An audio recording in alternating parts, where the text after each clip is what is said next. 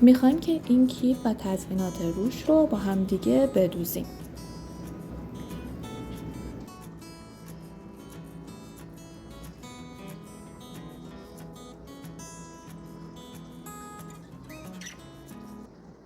طبق این الگویی که براتون گذاشتم، الگوی بدنه اصلی کیف و الگوی تبله و بند کیف رو بکشید.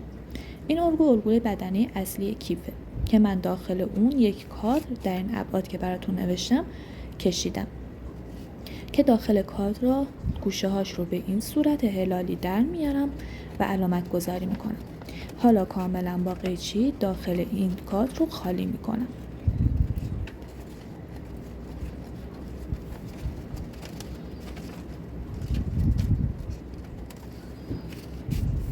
ما میخوایم داخل این کادر یک طرح برای تزیین کیف بدوزیم.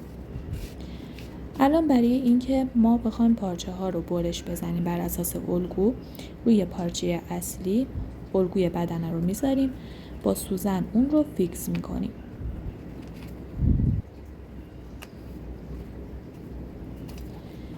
و برای قسمت تبله، این قسمت پایین تبله که پهن‌تره رو روی دلای بسته پارچه میذاریم و با سوزن فیکس میکنیم.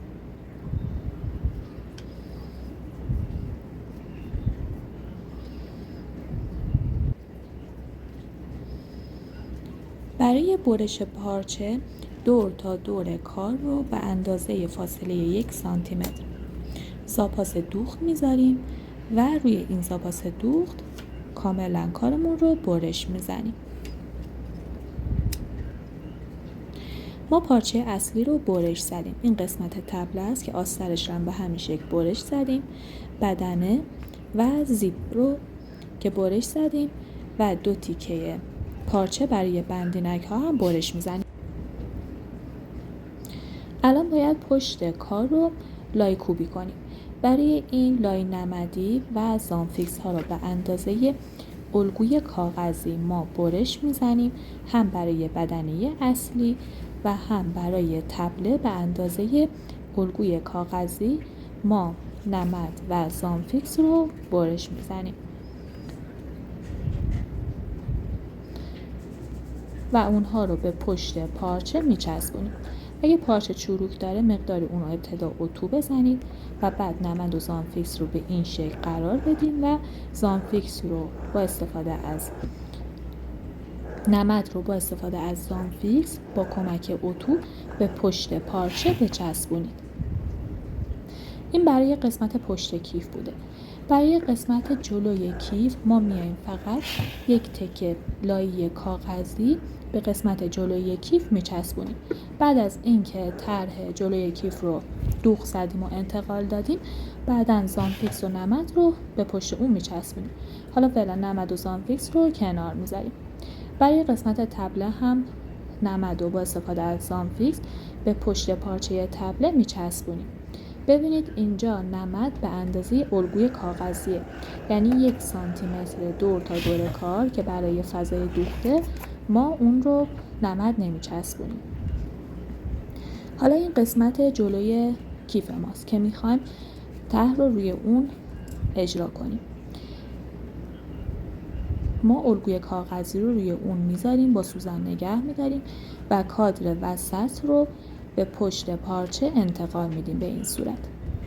حالا یک تکه پارچه به اندازه مقداری بزرگتر از کادر برش میزنیم، به روی پارچه بدنه میذاریم که پارچه ها روی خوب پارچه ها به سمت همدیگه باشه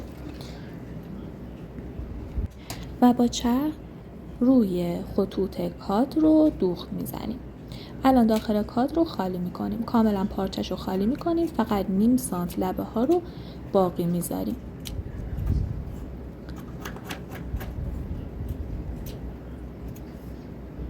قسمت های هلالی کادر رو شروع میکنیم چرت میزنیم به این شکل، چون میخوایم پارچه رو به پشت برگردونیم و اینجوری که چرت بزنیم قسمت های هلالی راحت تر به پشت برگردونده میشن.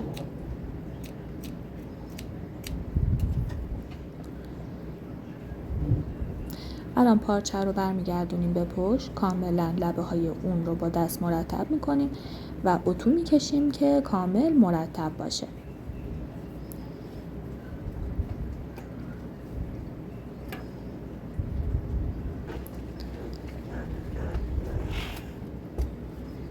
اتوی سرد هم میذاریم که کاملا کارمون به پشت بخوابه و دیگه تکون نخوره. الان ما میخوایم یک طرح برای اون اجرا کنیم که من اینجا اومدم از جواهر دوزی استفاده کردم که اینجا با استفاده از تکنیک دوخت آجیل دوزی یا همون شن دوزی شروع به دوخت میکنم. به این صورته که چند نمونه متریال رو آماده میکنم: مهره، منجوق، پولک، هر متریال که دارید و اونها رو کنار هم دونه به دونه شروع میکنم دوخت میزنم تا کاملا فضای این کادر پر بشه. اگه متریالمون بزرگه میتونین هر کدوم رو 2 بار دوخت بزنید که دیگه محکم بشه جاش و یه موقع از هم باز نشه.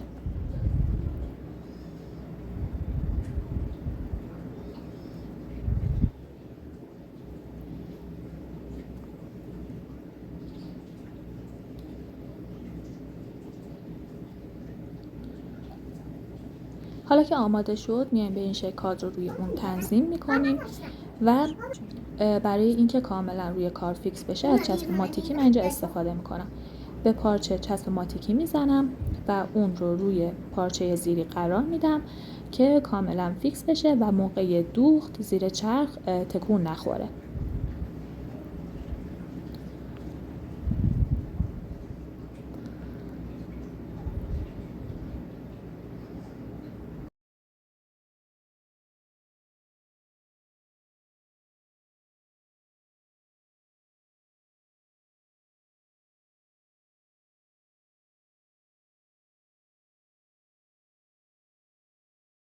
الان دور تا دور کادر رو با فاصله چند میل شروع میکنیم دوخت میزنیم. این چون یک دوخت رودوزی و نمای کار هست خیلی با دقت و با حوصله و تمیز انجام بدید.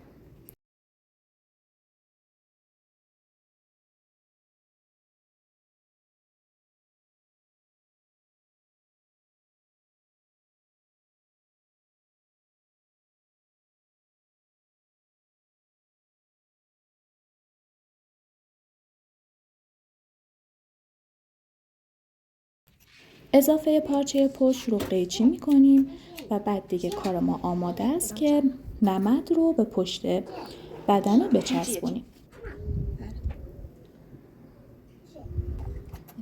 نمد رو با کمک اتو و زانفیکس به پشت پارچه میچسبونیم.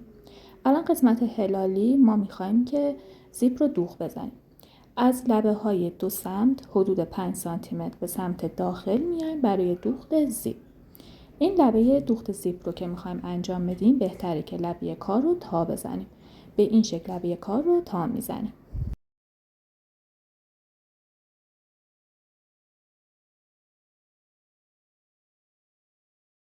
برای تا زدن لبه زیپ ببینید پشت زیپ به سمت خودمه.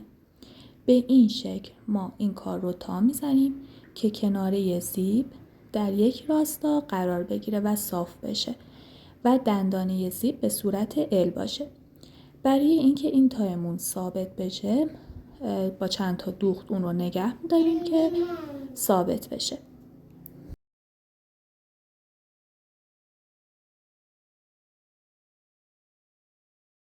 در ادامه روی زیپ رو به روی پارچه قرار میدیم. شروع زیپ از همون نقطه 5 سانتی متر که علامت زدیم.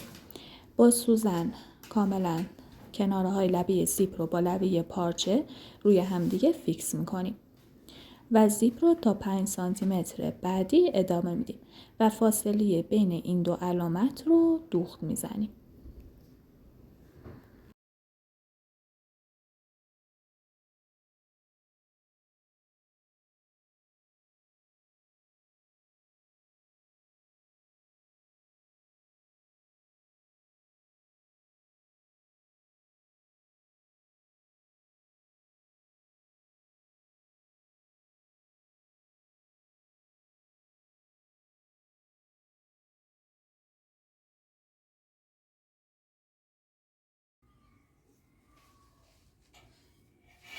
به بدنه جلویی کیف زیپ رو دوخت زدیم. الان برای قسمت پشت کیف بدنه پشتی رو میاریم به این شکل روبروی بدنه قرار میدیم، بدنه جلویی کیف قرار میدیم. الان ببینید قسمت زیپ ما الان باید سمت راست کار رو زیپ رو شروع کنیم تا کنیم. به این شکل دوباره مثل دفعه قبل زیپ رو تا میزنیم و اون رو دوخت میزنیم که ثابت بشه. حالا روبروی کار بدنه جلویی قرار میدیم به این صورت که قسمت تای زیپ ها در هر دو طرف روبروی هم قرار بگیرن. این کار رو که انجام بدید دیگه اشتباه نمیشه برای دوخت زیپتون. الان لبه زیپ رو دوباره با لبه پارچه روبروی هم قرار میدیم، با سوزن نگه میداریم و دوخت میزنیم. دوباره فاصله بین 2-5 سانتی متر رو ما دوخت میزنیم. حالا که دوخت زدیم دنباله زیپ که به این شکل آزاده رو به روی پارچه برمیگردیم و با سوزن نگه میداریم که برای ادامه زیر دوخت نره. برای وصل کردن تبله به بدنه اصلی نقاط موازنه و مرکزی اونها رو مشخص میکنیم و به این شکل از نقطه موازنه شروع میکنیم، روبروی هم دیگه قرار میدیم و لبه های کار رو روی هم به این صورت قرار میدیم و به سمت کناره های بدنه میریم و با سوزن نگه میداریم. یک سمت رو که سوزن زدیم برمیگردیم سمت دیگه هم به همین شکل ما کنار هم دیگه قرار میدیم و سوزن میزنیم.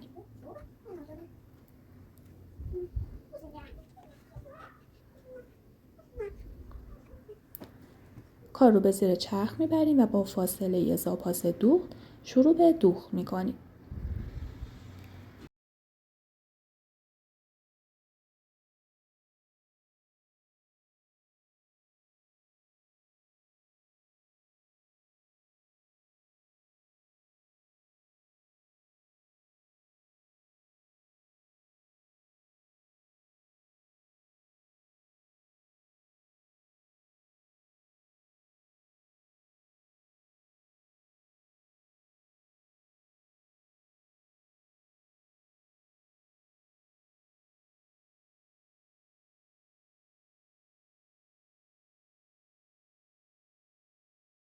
سمت دیگه تبله رو هم به همین شکل وصل میکنیم.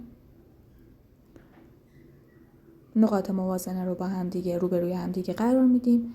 کاملا دور تا دور کار رو سوزن میزنیم و با فاصله زاپاس دوخت که همون 1 سانتی متره دوخت رو انجام میدیم.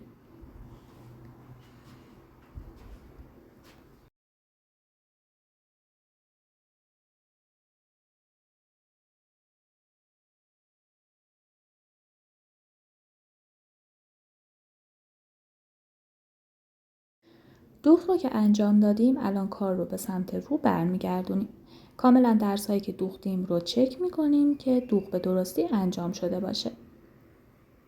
الان زیپ ها رو روبروی همدیگه قرار میدیم، درس های پهلو رو روبروی همدیگه قرار میدیم و قسمت های کناری رو که ممکنه از سمت تبله مقداری بالا زده باشه یا تیزی داشته باشه رو به این شکل در راستای تنه اصلی قیچی میزنیم که صاف بشه. برای قسمت آستر هم مثل تنه اصلی ما کار رو دوخت میزنیم. تبله رو به دو طرف تنه آستر وصل میکنیم.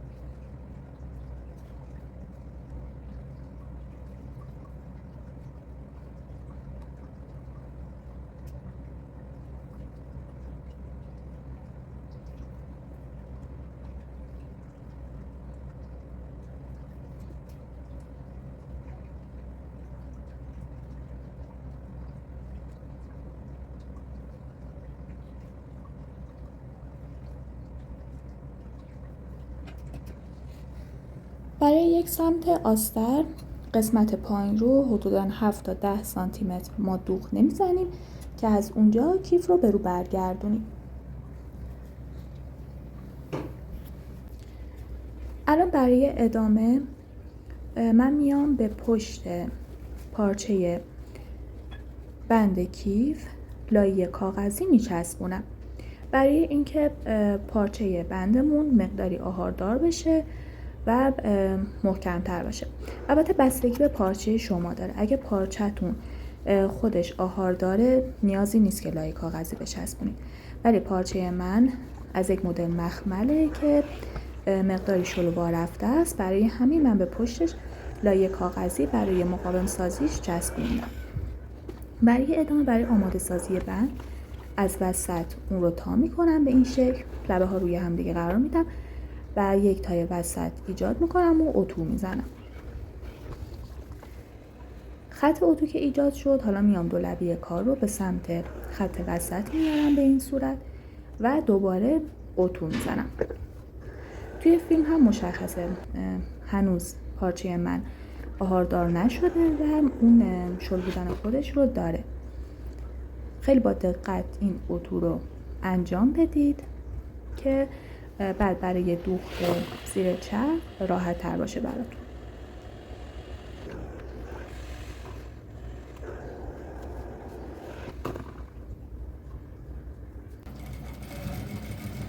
خب الان من میخوام دو طرف بند رو ابتدای کار دوخت بزنم. برای این کار یک سمت رو دوخت زدم، به رو بر میگردونم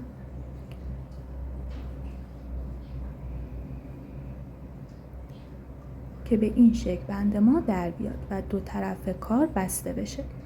برای دوخت زدن به این صورت تا که هست به این شکل تا رو به پشت برمیگردونم، به این صورت که بوده اون رو باز میکنم، برمیگردونم و لبه ها رو روی هم دیگه قرار میدم. یک لبه رو دوباره باز میکنم و به سمت باقی کار به این شکل برمیگردونم و حالا اون رو با فاصله نیم سانتیمتر دوخت میزنم. با این روش دیگه دو سمت بند ما به صورت بسته است و موقع اتصال به کیف دیگه مشکل باز بودن لبه بند رو نداریم. دوختش رو سبک میکنم و کار رو به سمت رو برمیگردونم. حالا قسمت کناره های بند رو دوخت میزنم. ابتدا کناری باز بند رو به زیر چرخ میبرم، با فاصله نیم سانتیمتر اون رو دوخت میزنم.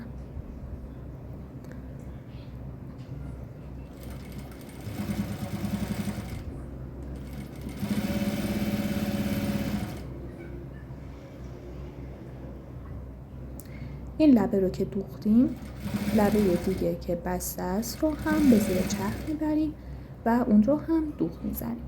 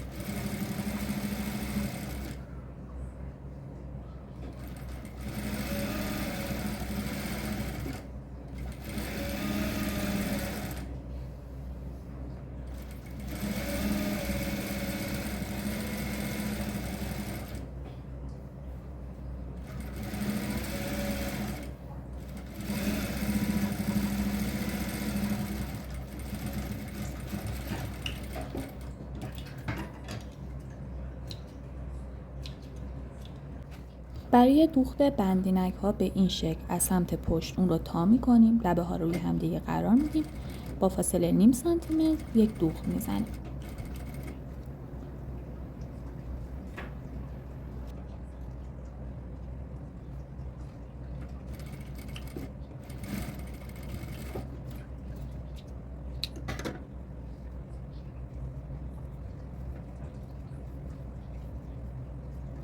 بعد از دوخت اون رو به سمت رو برمیگردونیم و درزی که دوختیم رو به این شکل وسط کار قرار میدیم.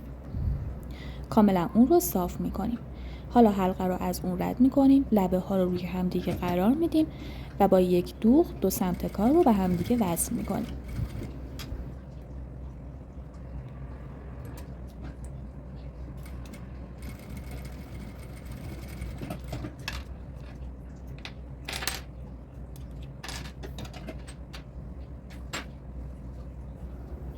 برای وصل کردن بندینک ها اون رو روی بالای تبله به این صورت تنظیم میکنیم، روی قسمت وسط تبله قرار بگیره و بعد با فاصله نیم سانتی متر با دوخت اون رو فیکس میکنیم که ثابت بشه. برای هر دو سمت بندینک رو ما وصل میکنیم.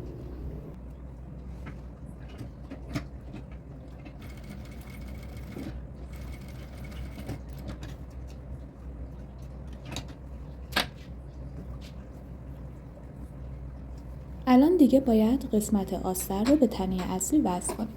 برای وصل کردنش به این شکل تنه اصلی رو به داخل آستر میبریم، سمت روی پارچه ها به روی همدیگه قرار میگیرن و سمت آستر و بیرون پارچه ها به سمت خودمونه. درزهای پهلو رو یعنی درز تبله و تنه اصلی رو به این شکل رو به روی همدیگه قرار میدیم. هر 4 سمت همین کار رو انجام میدیم و بعد لبه های کار رو روی همدیگه قرار میدیم و با سوزن نگه میداریم و لبه کار رو با فاصله زاپاس دوخت شروع میکنیم دور تا دور کار رو دوخت میزنیم.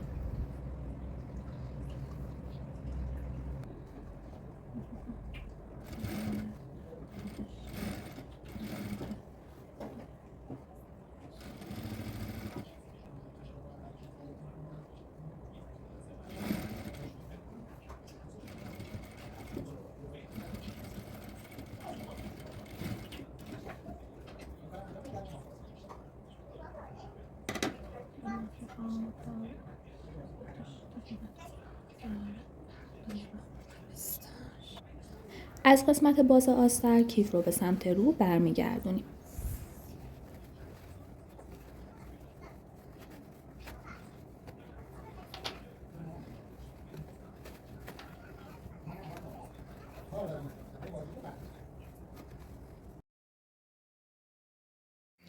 لبه کار رو کاملا مرتب میکنیم و اون رو اتو میکشیم که کاملا صاف و مرتب بشه. حالا لبه کار رو شروع میکنیم به دوخت زدن. با فاصله نیم سانتی متر تا 1 سانتی متر ما یک دوخت لبه دوزی انجام میدیم. اینجوری دیگه آستر به سمت داخل کار میخوابه و به سمت بیرون نمیاد. دوباره چون این یک دوخت رو و نما هست خیلی با دقت انجام بدید و فاصله دوخت در تمام قسمت ها به یک اندازه باشه.